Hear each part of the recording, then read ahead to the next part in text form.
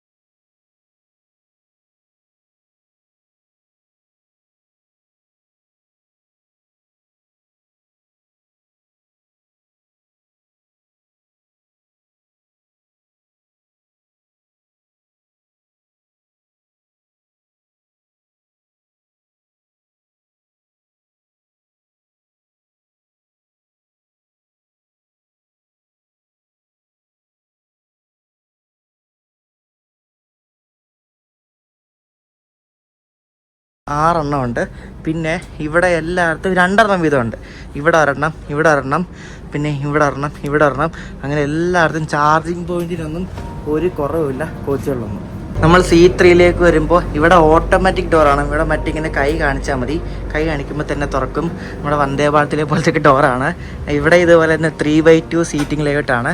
ഇത് കുറച്ചുകൂടെ പഴയതാണെങ്കിൽ ഓട്ടോമാറ്റിക് ഡോറാണ്, അതാണ് എടുത്ത് പറയേണ്ടത്. ഇവിടെ എനിക്കൊന്ന് പഴയതായതുകൊണ്ട് ഒന്നും എല്ലായിടത്തും ഒരു ചാർജിങ് പോയിട്ട് ഇതേ ഉള്ളൂ. അപ്പോൾ ഇവിടെ മറ്റേ റീഡിങ് ലൈറ്റ് പരിപാടികളൊക്കെ ഉണ്ട്. റീഡിങ് ലൈറ്റ് അങ്ങനെ എല്ലാ സംഭവങ്ങളും ഉണ്ട്. AC ചെയർക്കാർ ഒന്നും പറയാനില്ല, അടിപൊളി സാധനം. AC ചെയർക്കാർ ആ D3 കുറച്ച് പഴയമാണെങ്കിലും കുഴപ്പമില്ല. D1 D2 ഒക്കെ സെറ്റ് സാധനം. അപ്പോൾ നമുക്കിനി നമ്മുടെ D6-ലേക്ക് പോവാം. നമ്മുടെ വണ്ടി വിടാൻ ഇനി കുറച്ച് കാര്യം കൂടെ ഉള്ളൂ. നമ്മൾ D6-ൽ എത്തിയിരിക്കുകയാണ്. ആരും കയറിയിട്ടൊന്നുമില്ല. എനിക്കൊന്ന് ഈ വണ്ടി കാലിയാളോ ആർക്കറിയില്ല. അപ്പം നമ്മൾ വിടുമ്പോഴേക്കും വണ്ടി ആൾക്കാർ കയറുമായിരിക്കും. 61 ഇവിടെയാണ് നമ്മുടെ സീറ്റ്, 61. ഞാനിപ്പോൾ ഇതിൻ്റെ ചാർട്ട് നോക്കിയേ, ഞാൻ എൻ്റെ സ്ക്രീൻഷോട്ട് ഇവിടെ കൊടുക്കാം. ആ ചാർട്ട് നോക്കി മറ്റേ വിസ്റ്റഡോമിലൊന്നും ആരുമില്ല. ബാക്കി AC ചെയർക്കാർ എല്ലാം കൂടെ കൂട്ടി വണ്ടി മൊത്തത്തിൽ 981 സീറ്റ് വേക്കൻ്റാണ് ഇപ്പോഴും. വണ്ടി കാലിയാണ്. പക്ഷേ ഇങ്ങോട്ട് വരുന്ന ജനശതാബ്ദി ഫുള്ളാണ് കേട്ടോ. ഞാൻ നോക്കിയാൽ ഫുള്ളാണ്, ടിക്കറ്റ് ഒന്നുമില്ല. അങ്ങോട്ട് പോകുന്ന ജനശതാബ്ദിക്ക് ഇഷ്ടം പോലെ സീറ്റാണ്. എൻ്റെ ദൈവമേ. അപ്പോൾ നമ്മുടെ ജനശതാബ്ദിയൊക്കെ ഫുള്ളായിട്ട് ഓടുന്നെങ്കിലും നമ്മുടെ ജനശതാബ്ദിയുടെ കോച്ച് ആകാശിന് കൊള്ളത്തില്ല. പക്ഷേ ഇവിടുത്തെ ജൻസിലാത്തയിൽ ആളില്ല, പക്ഷേ അടിപൊളി കോച്ചാണ്.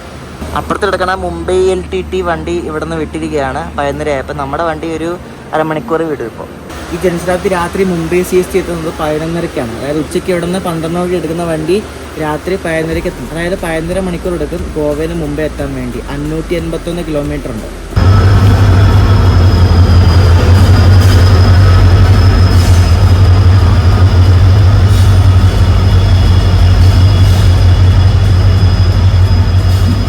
പൂനെയുടെ WDG4 എന്ന് പറഞ്ഞ ഡീസൽ ലോക്കോമോട്ടീവാണ് ഇപ്പോൾ പോയത്. അതിൻ്റെ ട്വിൻസ് ആണ്. അതായത് ബോക്സൻ HL എന്നൊരു ചരക്ക് തീവണ്ടിയാണ് ഈ പോകുന്നത്. ഇതിനകത്ത് ഒന്നെങ്കിൽ ഇങ്ങനെ മറ്റേ ഇതായിരിക്കും, കോളാവാനാണ് ചാൻസ് ഉള്ളത്. കൽക്കരി കൊണ്ടുവന്ന വണ്ടിയായിരിക്കും മിക്കവാറും. ഇത് ഫുള്ളി ലോഡറാണ്. അതിനകത്ത് നിറച്ചുണ്ട്, ഇങ്ങനെ കെട്ടി വെച്ചിരിക്കുകയാണ് ഫുള്ള്. ഇത് മിക്കവാറും ഈ കോള് കൊണ്ടുപോകുന്നത് ഒന്നെങ്കിൽ മറ്റേ ഇവിടെ ആയിരിക്കും, ഈ ഭാഗത്തു നിന്നൊക്കെ കൂടുതലും പോകുന്ന ദൂത്സാഗർ ആ വഴി കയറിയിട്ട് ഹൊസ്പേട്ട് അടുത്ത ഒരു സ്ഥലമുണ്ട്, മറ്റേ ടൊറണഗല്ലു. അവിടെ ഒരു കോളിൻ്റെ തന്നെ മെയിനായിട്ട് നമ്മളന്ന് കുറേ ഹംപി പോയപ്പോൾ കുറേ ഗുഡ്സ് ട്രെയിൻ കണ്ടില്ലേ, അങ്ങോട്ടേക്ക് പോകുന്ന ഗുഡ്സ് ട്രെയിൻ ആയിരിക്കും മിക്കവാറും ഇത്. JSW എന്ന് പറഞ്ഞൊരു എന്തോ ഒരു സംഭവം ഉണ്ട് അവിടെ, അങ്ങോട്ടേക്ക് പോകുന്നതായിരിക്കും ഈ ഗുഡ്സ് ട്രെയിൻ. കറക്റ്റ് ടൈമിംഗ് ആണ്. 12 മണി 1 മിനിറ്റ് ആയപ്പോൾ നമ്മുടെ വണ്ടി മഡ്ഗാവ് നിർത്തിയിരിക്കുകയാണ്. അപ്പോഴേക്ക് മറ്റേ ഗുഡ്സ് ട്രെയിൻ ഒന്ന് സ്ലോ ചെയ്തായിരുന്നു, അപ്പോഴേക്ക് ദാണ്ട് വീണ്ടും എടുത്തുകൊണ്ട് പോയി. ഈ കിടക്കുന്ന വണ്ടിയുണ്ടോ, ഇത് പഞ്ചഗംഗ എക്സ്പ്രസ് എന്ന് പറയും. മറ്റേ ഹാസൻ വഴി പോകുന്നതാണ്. കാർവാറിന്ന് ബാംഗ്ലൂർക്ക് പോകുന്ന വണ്ടിയാണ്. അപ്പോൾ ഇത് കാർവാർ വന്നിട്ട് ഇത് ഗോവയ്ക്ക് ഇത് ഈ റേക്ക് ഇവർ കൊണ്ടുവരും. കാർവാർ ആളെ ഇറക്കിയിട്ട് ഇതിൻ്റെ റേക്ക് ഇവിടെ ഗോവയിൽ വന്നിട്ട് മഡ്ഗാവ് വന്നിട്ട് ഈ റേക്ക് ഫുള്ളൊരു ക്ലീൻ ചെയ്യും. ക്ലീനിങ് പിന്നെ എൻജിൻ്റെ മറ്റേ ഇത് റീഫ്യൂലിംഗ് പരിപാടി എല്ലാം മഡ്ഗാവിലാണ് നടത്തുന്നത്. കാർവാറിൽ ആളെ ഇറക്കിയിട്ട് അവർ ഇവിടെ കൊണ്ടുവന്ന് അതിൻ്റെ ക്ലീനിങ് എല്ലാം കഴിഞ്ഞിട്ട് പിന്നെയും കാർവാർ കൊണ്ടിട്ട് അവിടെ നിന്നാണ് പിന്നെ ആ ട്രെയിൻ പിന്നെയും തുടങ്ങുന്നത്. മഡ്ഗാവ് നമ്മളിപ്പോൾ വിട്ടിരിക്കുകയാണ്. നാളെ ഗണേശ ചതുർത്ഥിയാണ്. നല്ല ഇരയായിരിക്കും. നാളെ നമ്മൾ മുംബൈയിലുണ്ടാവുമല്ലോ. അപ്പോൾ ഗണേശ ചതുർത്ഥിയുടെ ഭാഗമായിട്ട് ഇവർ കുറേ സ്പെഷ്യൽ ട്രെയിനുകൾ ഓടിക്കുന്നുണ്ട്. അങ്ങോട്ടും ഇങ്ങോട്ടും മുംബൈയിൽ നിന്ന് മംഗലാപുരം ഭാഗത്തോട്ട് ഗോവ ഭാഗത്തോട്ട് കുറേ സ്പെഷ്യൽ ട്രെയിനുകൾ ഓടിക്കുന്നുണ്ട്. അതുകൂടാതെ ഈ ഗുഡ്സിൻ്റെ ട്രാഫിക്ക് എല്ലാം കൂടി ആകുമ്പോൾ വണ്ടി ലേറ്റ് ആവാനുള്ള ചാൻസ് ഭയങ്കര കൂടുതലാണ്. അപ്പോൾ വണ്ടി ലേറ്റ് ആവാൻ ചാൻസ് ഉണ്ടെന്നാണ് പറയാം. കൊങ്കണിൽ ഒന്നാമതും ഇവർ ഈ ഇടയ്ക്ക് ഈ ഗുഡ്സിനെ പ്രയോറിറ്റി എടുക്കും. അതായത് ഗുഡ്സ് ട്രാഫിക് ഇഷ്ടംപോലുള്ള ഒരു റൂട്ടാണ് ഈ കൊങ്കൺ റെയിൽവേ. അപ്പോൾ ഇവർക്ക് മെയിനായിട്ട് റവന്യൂ കിട്ടുന്നതാണല്ലോ, ഇന്ത്യൻ റെയിൽവേക്ക് മെയിനായിട്ട് റവന്യൂ കിട്ടുന്നതാണല്ലോ ഗുഡ്സിൽ. അപ്പോൾ അവർക്ക് ഇനി ഒരു സാധനം ഇന്ന സമയത്തിനുള്ളിൽ എത്തിക്കണം എന്നൊക്കെ ഉണ്ടാവും. അപ്പോൾ ആ ഒരു ഇത് വെച്ചിട്ട് അവർ ഗുഡ്സിനൊക്കെ ചിലപ്പോൾ പ്രയോറിറ്റി കൊടുത്ത് കയറ്റി വിടും. അതായത് ക്രോസിങ്, അതായത് നമ്മളെ ഒക്കെ പിടിച്ചിട്ട് ഗുഡ്സിന് ക്രോസിങ് കൊടുക്കും. അപ്പോൾ അങ്ങനെ ചില പരിപാടികളൊക്കെ ഈ കൊങ്കൺ റെയിൽവേയിലുണ്ട്. അതാണ് ഈ കൊങ്കൺ റെയിൽവേയിൽ കൂടുതലും ട്രെയിനുകളൊക്കെ ലേറ്റ് ആവുന്നു കൂടുതലായിട്ട്. ഇവിടെ മഡ്ഗാന്ന് വിട്ട് കഴിയുമ്പോൾ മജോർദ ജംഗ്ഷൻ എന്ന ജംഗ്ഷൻ ഉണ്ട്. ഇവിടെ നിന്നാണ് ഈ വാസ്കോഡഗാമ എന്നൊരു സ്ഥലമുണ്ട്. അങ്ങോട്ടേക്കുള്ള ലൈൻ തിരിയുന്നത് ഈ മജോർദയിൽ നിന്നാണ്. മജോർദയിൽ നിന്ന് പിന്നെ അങ്ങോട്ട് സിംഗിൾ ലൈനാണ്. മജോർദ വരെ ഡബിൾ ലൈനാണ്.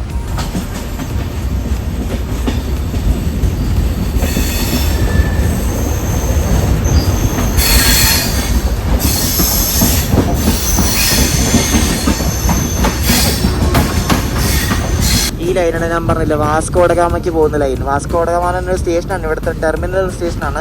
അവിടെ നിന്ന് പറയാൻ ലോങ് ഡിസ്റ്റൻസ് വണ്ടികളൊക്കെ സ്റ്റാർട്ട് ചെയ്യുന്നതാണ്. അപ്പോൾ അങ്ങോട്ടേക്ക് പോകുന്ന ലൈനാണ് ഈ കാണുന്നത്. വാസ്കോഡഗാമ കടലിനടുത്തുള്ള റെയിൽവേ സ്റ്റേഷനാണ്. വാസ്കോഡഗാമയിൽ കൂടുതലും പോകുന്ന ട്രെയിനുകൾ ഈ ദൂത്സാഗർ വഴി പോകുന്ന ട്രെയിനുകളാണ്. വാസ്കോഡഗാമ, ഷാലിമാർ, ഒരു അമരാവതി എക്സ്പ്രസ്, അങ്ങനെ കുറേ വണ്ടികളൊക്കെ ഉണ്ട്. നമ്മളിപ്പോൾ വെർണ എന്ന സ്ഥലത്തിരിക്കുകയാണ്. വെർണയിലും ഇതേപോലെ തന്നെ ചറപറ ഗുഡ്സാണ്. ഈ ഗുഡ്സിൻ്റെ അപ്പുറത്ത് വേറെ 2-3 ഗുഡ്സ് കിടപ്പുണ്ട്. ഇവിടെ എല്ലാം ഗുഡ്സ് ട്രാഫിക് ഭയങ്കരമാണ്. വെർണയിൽ നമ്മൾ പിടിച്ചിട്ടില്ല തുടങ്ങി. ഇനി ഒരു കൊങ്കൺ കന്യാൻ എക്സ്പ്രസ് ഉണ്ട്. അത് മുംബൈയിൽ നിന്ന് മഡ്ഗാവിലേക്ക് പോകുന്നൊരു കൊങ്കൺ കന്യാൻ എന്നൊരു വണ്ടിയുണ്ട്. അതിപ്പോൾ ക്രോസിംഗ് ആയിട്ട് വരും. അപ്പോൾ അതിവിടെ വന്നിട്ടേ നമ്മൾ അങ്ങോട്ട് പോകത്തുള്ളൂ. ഇനി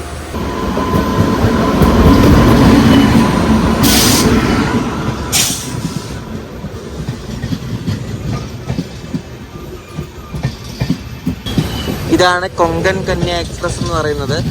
ഇത് ഏകദേശം ഒരു 2 മണിക്കൂറിന് അടുപ്പിച്ച് ലേറ്റാണ് ഈ വണ്ടി വരാൻ വേണ്ടിയാണ് നമ്മളിവിടെ എത്ര നേരം പിടിച്ചിട്ട്. ഈ വണ്ടിയാണ് മറ്റേ ഏറ്റവും നല്ല ഫുഡ് കിട്ടുന്ന ഒരു വണ്ടിയില്ലേ, മണ്ടോവി എക്സ്പ്രസ്. മണ്ടോവി എക്സ്പ്രസ് ആയിട്ട് പോകുന്ന ഈ സെയിം ബ്രേക്ക് വെച്ചാണ് ഓടിക്കുന്നത്. അവിടെ ആ പാലം കാണുന്നത് NH66 ദേശീയപാത 66. പനവേൽ കൊച്ചി കന്യാകുമാരി ഹൈവേ, നമ്മുടെ അവിടെ നിന്നൊക്കെ വരുന്ന ഹൈവേ ഇല്ല, അതാണത്. നമ്മളെ ഇപ്പം ഒരു പാലം കാണാൻ കണ്ടില്ല, നല്ല വലിയൊരു പാലമാണ്. സുവാരി നദി എന്നാണ്, സുവാരി നദി എന്ന് പ്രൊണൗൺസ് ചെയ്യുന്നത്. സുവാരി നദിയാണ് ആ കാണുന്നത്. ആ സുവാരി നദിക്ക് സൈഡിലായിട്ട് ഒരു കേബിൾ ബ്രിഡ്ജ് പോലെ നമ്മൾ ഈ മുംബൈയിലും ഈ കൊൽക്കട്ടയിലൊക്കെ കണ്ടില്ല, അതേപോലത്തെ ഒരു വലിയൊരു കേബിൾ ബ്രിഡ്ജ് പോലെ സംഭവം കാണും. അത് പുതിയൊരു പാലം അവർ പണിതുകൊണ്ടിരിക്കുകയാണ്. നല്ല ഭംഗിയാണ് ആ പാലം കാണാൻ വേണ്ടിയിട്ട്. അങ്ങ് ദൂരെ കടലും കാണാം നമുക്ക്. നമ്മളിപ്പോഴും ഗോവയിൽ തന്നെയാണ്. ഗോവയിലെ അവസാനത്തെ സ്റ്റേഷൻ എന്ന് പറയുന്നത് പെർണമാണ്. പെർണം കഴിഞ്ഞിട്ടാണ് മഹാരാഷ്ട്ര തുടങ്ങുന്നത്. അപ്പോൾ നമ്മുടെ അടുത്ത സ്റ്റോപ്പ് തിവിമാണ്. തിവിം.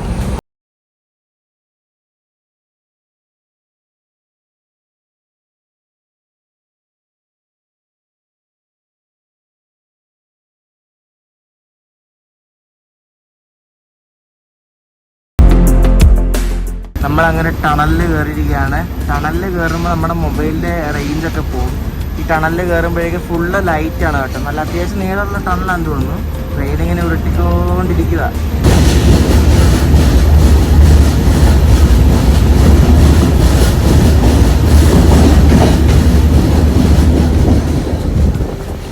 നമ്മളിപ്പോൾ പോയിക്കൊണ്ടിരിക്കുന്നത് തിവിം സ്റ്റേഷന് മുമ്പായിട്ട് ഒരു നദിയുണ്ട്. മാണ്ഡവി നദി എന്നാണ് നദിയുടെ പേര്. അപ്പോൾ ആ നദിക്ക് കുറുകെയുള്ളൊരു പാലം കടന്നുകൊണ്ടിരിക്കുകയാണ്. നല്ല അടിപൊളി നല്ല ലുക്കുള്ള പാലമാണ്. എനിക്ക് ട്രെയിനിൻ്റെ ഒക്കെ ഫോട്ടോ എടുക്കാൻ പറ്റിയ ലൊക്കേഷനാണിത്.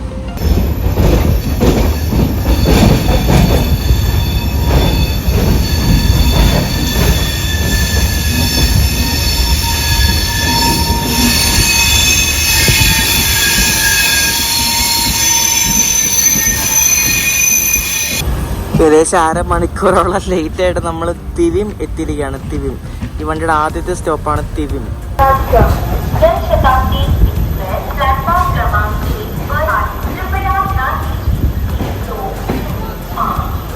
അപ്പോൾ ഇവിടുത്തെ എല്ലാ സ്റ്റേഷനിലും ഇങ്ങനെ തുണിക്കട ഉണ്ട് കണ്ടോ. ഇവിടെ ബിരിയാണി ഒക്കെ ഉണ്ടല്ലോ. ബിരിയാണി വീട്ടിലും കിട്ടുമോ നോക്കിയാലോ. അവിടെ ബിരിയാണി ഉണ്ടാക്കണം. അവിടെ ഞാൻ പോയി ചോദിച്ചു. അപ്പോൾ തിവിം എത്തിയപ്പോൾ നമ്മുടെ കോച്ചിൽ അത്യാവശ്യം ആൾക്കാരൊക്കെ കയറി.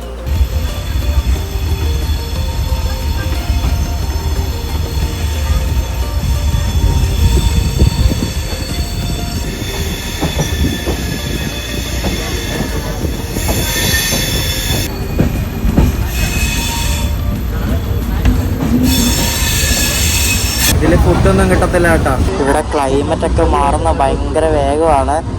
കിടിലം മഴയാണ്. നമ്മളിപ്പോൾ പെർണം എന്ന് പറഞ്ഞ സ്ഥലത്ത് ഒരു സ്പെഷ്യലായിട്ട് നമ്മൾ ക്രോസിങ് ചെയ്തുകൊണ്ടിരിക്കുകയാണ്. ഇത് മറ്റേ മുംബൈ LTT മംഗലാരം പോകുന്ന ഒരു സ്പെഷ്യലാണ്, ഗണപതി സ്പെഷ്യൽ. നമ്മൾ ഈ കടന്നുകൊണ്ടിരിക്കുന്ന നദിക്കപ്പുറം മഹാരാഷ്ട്രയാണ്. നമ്മളിപ്പോൾ ഗോവയിൽ നിന്ന് മഹാരാഷ്ട്രയിലേക്ക് പ്രവേശിച്ചുകൊണ്ടിരിക്കുകയാണ്.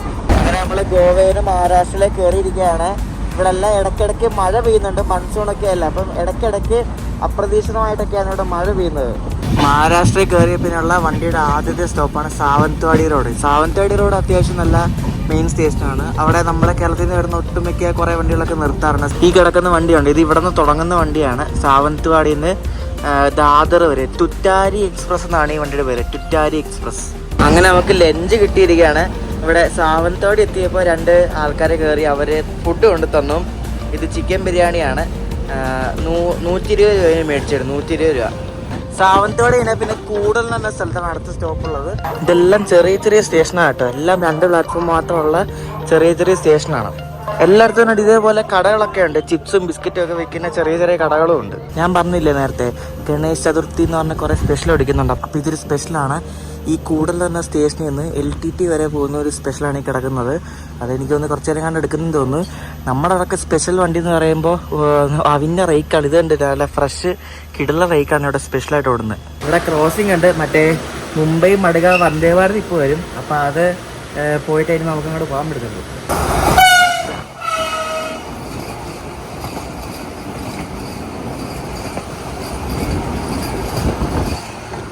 ഇത് ചെറിയ വന്ദേ ഭാരത് 8 കോച്ച് മാത്രമുള്ളതിന്. അപ്പോൾ അത് മഡ്ഗാവിലൊരു 3 മണിയൊക്കെ കഴിയുമ്പോൾ എത്തും. ഇവിടെ എല്ലാ സ്റ്റേഷനിലും പോലീസുകാരുണ്ട് കേട്ടോ.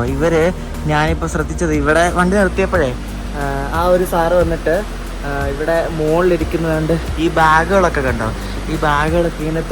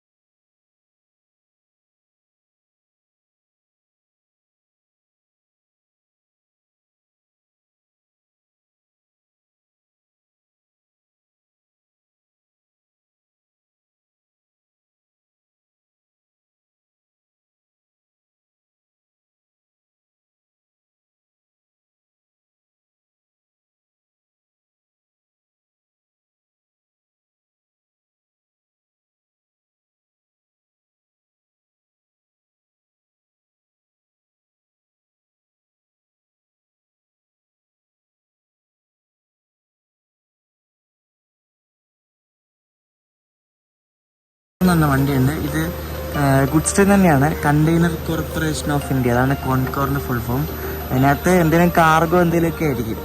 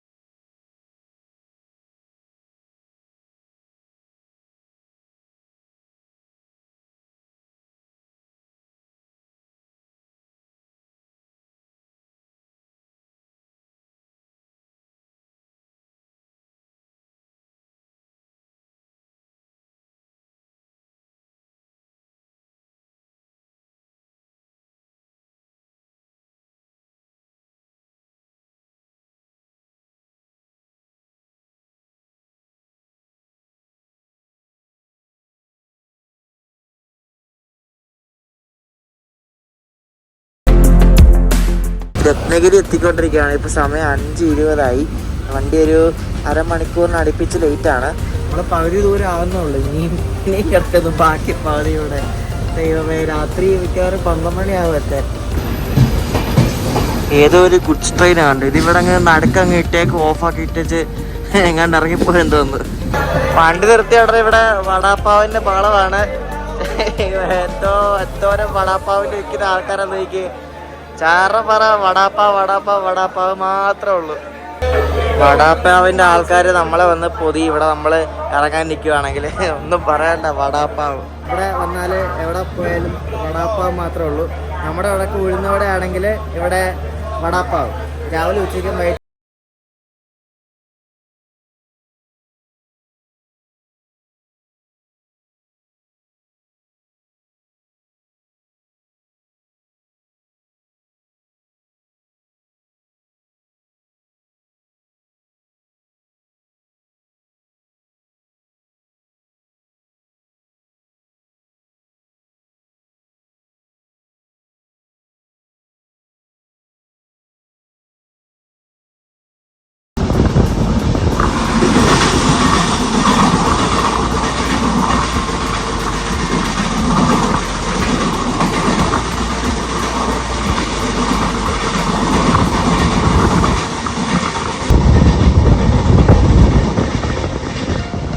സമയം വൈകുന്നേരം 6:45.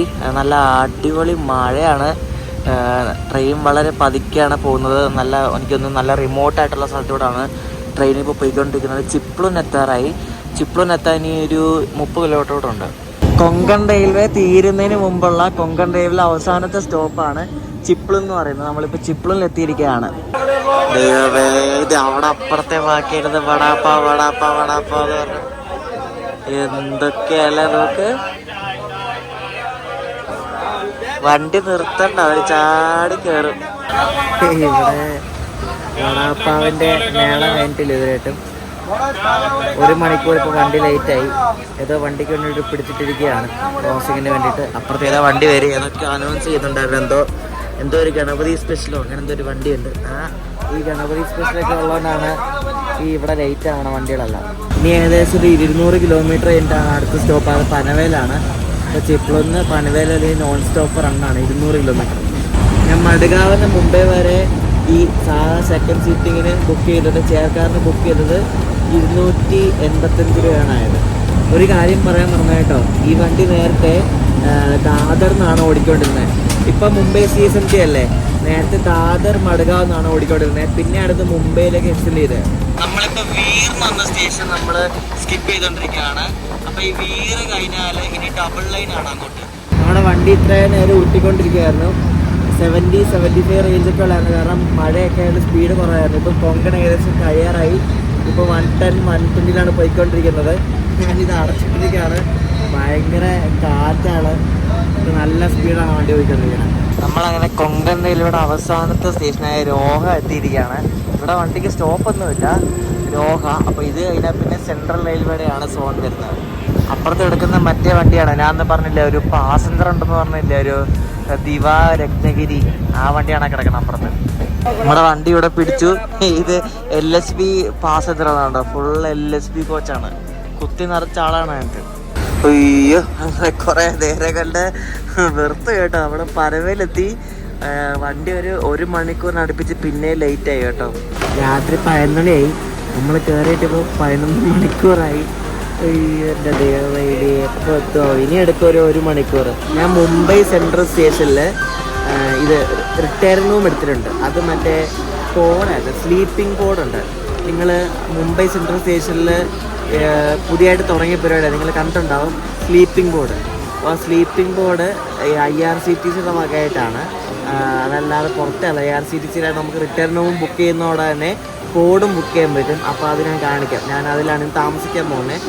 അതിൻ്റെ ഡീറ്റെയിൽസൊക്കെ ഞാൻ അവിടെ ചെന്ന് പറയാം. നമ്മൾ മുംബൈ എത്തുന്നതിന് മുമ്പായിട്ട് പൻവേൽ ഭാഗത്തുനിന്ന് ദിവാ ജംഗ്ഷൻ വഴിയാണ് നമ്മൾ മുംബൈ ലൈനിൽ കയറുന്നത്. അപ്പോൾ ഈ മുംബൈ ലൈനിൽ കയറിയിട്ട് ദിവാ ജംഗ്ഷൻ കഴിഞ്ഞിട്ട് ഒരു ടണലുണ്ട്, പാർസിക് ടണൽ എന്നാണ് ആ ടണലിൽ വരുന്നത്. നമ്മൾ ആ ടണലിൽ കൂടെ ഇപ്പോൾ പോയിക്കൊണ്ടിരിക്കുന്നത്. ഡബിൾ ലൈനാണ് ഈ ടണൽ പോരെ. അങ്ങനെ നമ്മൾ താനെ എത്തിയിരിക്കുകയാണ്. താനെ ഇനി താനെ കഴിഞ്ഞാൽ പിന്നെ ദാദർ സെൻട്രൽ, അത് പിന്നെ മുംബൈ CST. നമ്മളിപ്പോൾ ദാദർ പോകുകയാണ്. സ്ഥലത്താണ്, ഒന്നും പറയില്ല. കുറേ നേരം ടൂറിസ്റ്റ് സാധനപ്പാട്ട് അടിച്ച് മിന്നിക്കുകയാണ്. ഒന്നും പറയില്ല, സ്പീഡ്. ഫ്രണ്ടിലെ ലൈൻ ക്ലിയർ ആണെന്ന് തോന്നുന്നു. നല്ല പറമ്പുകളാണ്. നമ്മളിപ്പോൾ ദാദർ ഇറങ്ങുവാണ്. ദാദർ ഇറങ്ങിയിട്ട് നമുക്ക് മുംബൈ സെൻട്രൽ സ്റ്റേഷനിലാണ് ഞാൻ ബുക്ക് ചെയ്തിരിക്കുന്നത്. അപ്പോൾ ഇവിടെ ഈ വെസ്റ്റേൺ റെയിൽവേയും സെൻട്രൽ റെയിൽവേയുടെയും 2 സോൺ തമ്മിൽ ഇന്റർസെക്ട് ചെയ്യുന്ന സ്റ്റേഷനാണ് ഈ ദാദർ.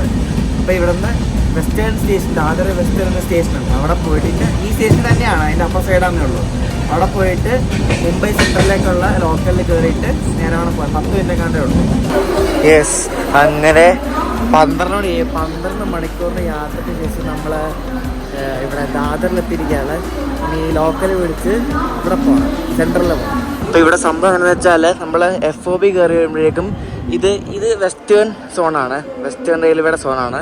അപ്പോൾ അങ്ങോട്ടേക്ക് ടിക്കറ്റ് എടുക്കേണ്ടത് ഇവിടെ നിന്നാണ്.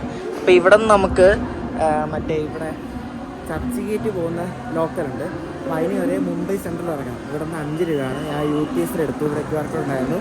വളരെ സിമ്പിളാണ്. ഇനി നമുക്ക് ലോക്കൽ കയറാം. 2ാമത്തെ പ്ലാറ്റ്ഫോമിൽ വരുമെന്നാണ് പറഞ്ഞത് പുള്ളി. നമ്മുടെ ലോക്കൽ താണ്ട് വരുന്നത് കണ്ടോ. അയ്യോ, താടം വരെ ഉള്ളോ? അതേ വേരി പോയി കയറണം. വണ്ടി നിർത്തി അവിടെ പെട്ടെന്ന് കയറിക്കണം, അല്ലെ വണ്ടി എടുത്തിട്ട് പോകും. നമ്മൾ വണ്ടി നിർത്തി 1 മിനിറ്റ് പോലും ആയില്ല, അതിൽ വണ്ടി എടുത്ത് 12:45 എന്നിട്ടും വണ്ടിയിൽ അത്യാവശ്യം ആൾക്കാരുണ്ട്. അങ്ങനെ സെൻട്രൽ സ്റ്റേഷനിൽ വന്നിറങ്ങിയിരിക്കുന്ന മുംബൈ സെൻട്രൽ. ഇവിടെ റെയിൽവേ സ്റ്റേഷൻ തന്നെയാണ് റിട്ടയറിംഗ് റൂം ഉള്ളത്. ഇപ്പോൾ നമുക്കിനി റിട്ടയറിംഗ് റൂമിലേക്ക് പോകാം. മുംബൈ സെൻട്രൽ മെയിൻ സ്റ്റേഷനാണിത്. ഇതിന് ഏറ്റവും മുകളിൽ കണ്ടോ അർബൻ പോഡ് എന്ന് പറഞ്ഞ സംഭവം കണ്ടോ? ഇതുകൊണ്ട് IRCTC പോഡ് റിട്ടയറിംഗ് റൂം. നമുക്ക് അവിടെയാണ് പോകേണ്ടത്. നമുക്ക് മുകളിലോട്ട് പോകണം. അത് ഫസ്റ്റ് ഫ്ലോറിലാണ് IRCTC പോഡ് റിട്ടയറിംഗ് റൂംസ്. അപ്പോൾ നമുക്ക് സ്റ്റെപ്പ് കയറി മുകളിലോട്ട് പോകണം. ഇത് സ്റ്റേഷൻ്റെ തൊട്ട് മുന്നിലാണ്. ഇവിടാണ് മുറികളുള്ളത്, ഇതാണ് സ്റ്റേഷൻ. അപ്പം നമുക്ക് അകത്തോട്ട് കയറാം. ഇതാണ് എൻട്രൻസ്, അർബൻ പോർട്ട് IRCTC. അകത്ത് കയറി ഞാൻ എല്ലാം കറക്റ്റായിട്ട് പറയാം. ഞാൻ ആദ്യം റൂം കാണിക്കാം. ഈ കാണുന്നത് IRCTCയുടെ ഒരു റിട്ടയറിംഗ് റൂം സംഭവമാണ്. നമ്മൾ കാണുമ്പോൾ നമ്മൾ ഞെട്ടിപ്പോവും. കാണിച്ചു തരാം വാ. ഇത് സംഭവം എന്ന് വെച്ചാൽ നമ്മൾ ഈ പുറത്തൊക്കെ പോകുമ്പോൾ കണ്ടില്ലേ പോഡ് റൂംസ് ഉണ്ടല്ലോ, പോഡ്. ഞാൻ അകത്ത് കയറുമ്പോൾ കാണിച്ചു തരാം. അപ്പം IRCTCയുടെ ഒരു പോഡാണിത്. നമ്മളിപ്പോൾ പ്രൈവറ്റ് പോഡാണ് എടുത്തിരിക്കുന്നത്. അപ്പോൾ എൻ്റെ മുറി 2003 ആണ്. അപ്പോൾ ഇത്